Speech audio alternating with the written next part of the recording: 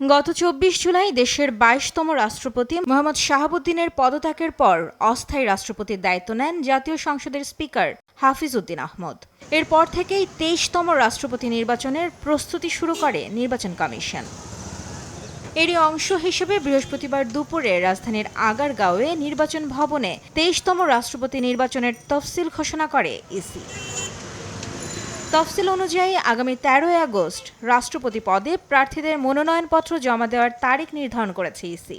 জমা পড়া মনোনয়নপত্র বাছাই হবে ১৬ আগস্ট, আর ১৮ আগস্ট পর্যন্ত প্রার্থিতা প্রত্যাহারের সুযোগ থাকবে। নির্বাচন কর্তার কাছে মনোনয়নপত্র দাখিলের তারিখ হচ্ছে ১৩ আগস্ট ২০২৬ বৃহস্পতিবার সকাল ১০টা থেকে বিকাল ৪টা পর্যন্ত। মনোনয়নপত্র পরীক্ষার তারিখ হচ্ছে ১৬ আগস্ট সকাল ১০টা থেকে যতক্ষণ লাগে। প্রার্থিতা প্রত্যাহারের শেষ তারিখ হচ্ছে ১৮ আগস্ট মঙ্গলবার। সিনিয়র সচিব আক্তার আহমেদ আরও জানান, সংসদ অধিবেশন কক্ষে রাষ্ট্রপতি নির্বাচনের ভোট গ্রহণ অনুষ্ঠিত হবে ২০ আগস্ট দুপুর ২টা থেকে বিকেল ৫টা পর্যন্ত। ভোট গ্রহণের তারিখ ও সময় হচ্ছে ২০ আগস্ট বৃহস্পতিবার অপরাহ্ন ২টা থেকে বিকাল ৫টা পর্যন্ত জাতীয় সংসদের সংসদ অধিবেশন কক্ষে।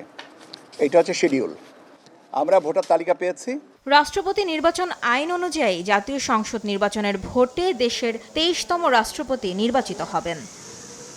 মাইমুনা হায়দার চৌধুরী, সময় সংবাদ, ঢাকা।